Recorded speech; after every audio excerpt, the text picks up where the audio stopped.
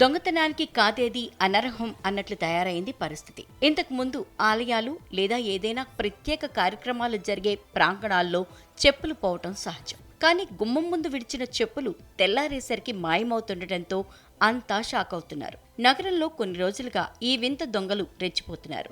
హైదరాబాద్లో దొంగలు రెచ్చిపోతున్నారు. చేతికి అందిన కడికి దోచుకెళ్తున్నారు. ఈ క్రమంలోనే నగరంలోని మూసారాంబాగ్ పరిధిలోని ఈస్ట్ ప్రశాంత్ నగర్లో దొంగలు వింత చోరీకి పాల్పడ్డారు. అపార్ట్మెంట్స్లోకి చొరబడి చెప్పులు, బూట్లు ఎత్తుకెళ్లారు.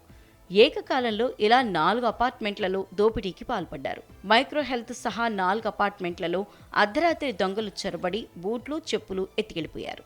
ఉదయం బయటకొచ్చి చూసిన అపార్ట్మెంట్ వాసులకు తమ చెప్పులు, బూట్లు కనిపించకపోవడంతో కంగుతిన్నారు. వెంటనే సీసీటీవీ ఫుటేజ్ను పరిశీలించగా దొంగలు ఎత్తుకెళ్లినట్లు గుర్తించి షాక్ అయ్యారు. ఒక అపార్ట్మెంట్లో నివాసముంటున్న పోలీస్ ఇన్స్పెక్టర్, మహిళా ఎస్ఐకు చెందిన డిపార్ట్మెంట్ బూట్లు, చెప్పులు కూడా ఎత్తుకెళ్లిపోయారు దొంగలు. ఈ దొంగతనానికి సంబంధించిన వీడియో బయటికి రావడంతో ప్రస్తుతం సోషల్ మీడియాలో వైరల్ అవుతోంది. దీనిపై నెటిజన్లు తమదైన శైలిలో స్పందిస్తున్నారు.